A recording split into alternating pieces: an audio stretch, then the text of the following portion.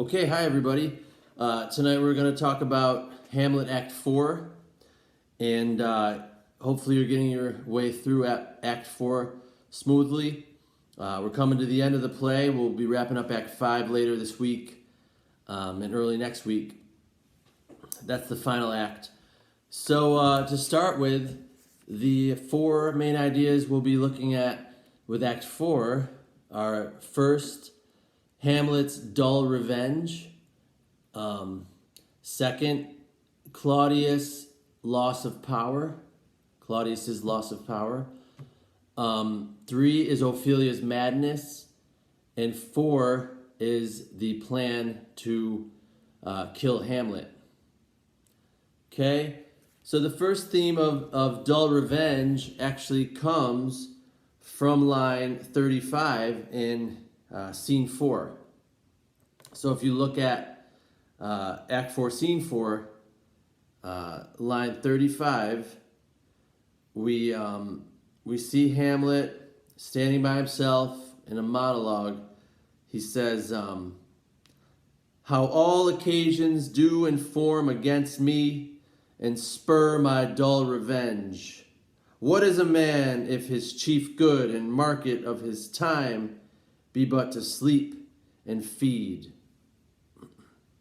So here, that the phrase dull revenge tells us that he's really lost all feeling of sharpness and flavor to his revenge act, possibly because he's been delaying so long. I'd like to draw your attention to an article in Collections by Rene Girard. This will be posted for extra credit on Google Classroom, so keep your eyes peeled if you want to get extra credit.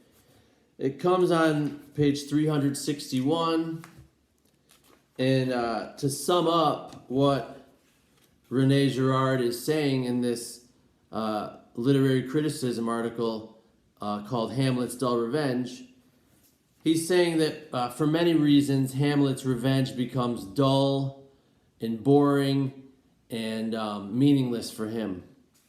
One of the reasons he says this is dull is for this. In order for revenge to work, one must believe in the innocence of the victim's victim. Okay? Must believe in the innocence of the victim's victim. Okay? So in the play Hamlet, in order for Hamlet to have functional and meaningful revenge, he has to believe in the innocence of his victim's victim. Now, his victim would be Claudius, and his victim's victim is his father. Now, does Hamlet really believe his father didn't deserve to be killed? Probably not.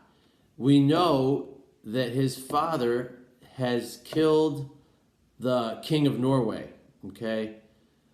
We learned that because Prince Fortinbras is coming to take Denmark because he's mad that King Hamlet killed his dad. So he's trying to get revenge himself, and he's aggressively doing that, okay? So anyway, back to the point. Hamlet's revenge is dull for many reasons, one of which I'm telling you here is because he might not believe that his father was a clean, innocent, spotless man, okay? So he can't believe in the innocence of his father, who's the victim, okay?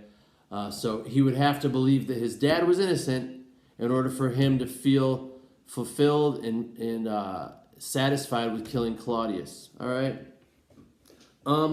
We also see in that same monologue in Scene 4, as Fortinbras is leading his troops over Denmark to invade Poland, we see this strange end of the speech by Hamlet. He notices that all these thousands of Norwegian men, led by Fortinbras, are all going to go to their deaths over a tiny little plot of land, which he says isn't even big enough to bury them. Okay? he says in line 62, the imminent death of 20,000 men that for a fantasy and trick of fame go to their graves like beds, fight for a plot whereon the numbers cannot try the cause, which is not tomb enough and continent to hide the slain. And then Hamlet says one of his classic lines here, oh, from this time forth my thoughts will be bloody or be nothing worth. So we see he notices that the bravery of Fortinbras to lead an army, which he envies, is totally dull and absurd. Okay? He even says in line 55 that these guys are going to death and danger even for an eggshell.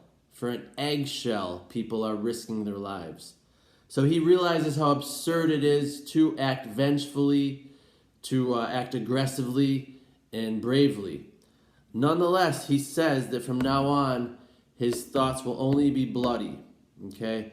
Remember, this is the to be or not to be guy whose thoughts were always philosophical, wavering between whether it's good to act aggressively or to just kind of withdraw. Now he decides that his thoughts will be only bloody. Okay? So the second main idea here is Claudius losing power.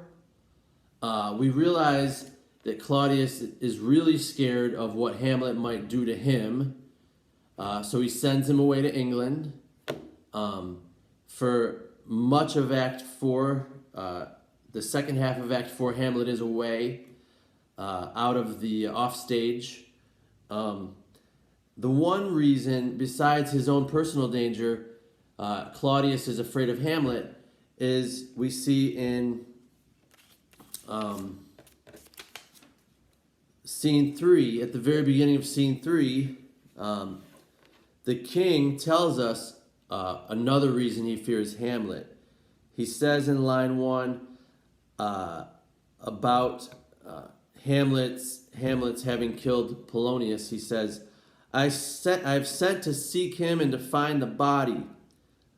How dangerous is it that this man goes loose? Yet must not we put the strong law on him? He's loved of the distracted multitude, who like not in their judgment, but their eyes. That phrase, the distracted multitude, refers to the people of the kingdom. The people of Denmark love Hamlet. He's the beloved prince. And the king knows that to do wrong to Hamlet is going to reflect badly on him. So he needs to be very careful with how he handles Hamlet. So the king is really afraid of losing his power, especially because Hamlet is more popular than he is. King Claudius will make another reference to how much he fears the people's love of Hamlet and how much power Hamlet gets from that in Scene 7 as well, later on in conversation with Laertes. Let's look also at this classic scene where Claudius is looking for the body of Polonius. Hamlet hides the body, then he comes up to talk to the king. And in this short conversation, Hamlet really roasts King Claudius. And he kind of makes all men equal in the natural order of things, the food chain. The bottom of the page here, line 18, Hamlet tells the king Polonius is at supper, and the king says, at supper, where? Hamlet says, not where he eats, but where he is eaten. A certain convocation of politic worms are eaten at him. Your worm is your only emperor for diet. We fat all creatures else to fat us, and we fat ourselves for maggots. Your fat king and your lean beggar is but variable service, 2 dishes, but to 1 table. That's the end. And the king's wondering, what is this clown talking about now? And Hamlet explains, a man may fish with the worm that hath eat of a king, and eat of the fish that had fed of that worm, nothing but to show how a king may go a progress through the guts of a beggar. So he basically says, hey, Mr. King Claudius, you're nothing but the food for worms, and the worm that's going to eat you is going to be fed to a fish, which the beggar will eat for dinner.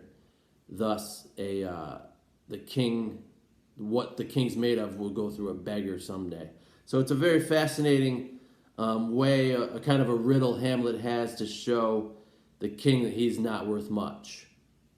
Okay, we'll take a break there. We'll discuss Ophelia's madness and the plot to kill Hamlet in a moment. Okay, thanks for listening.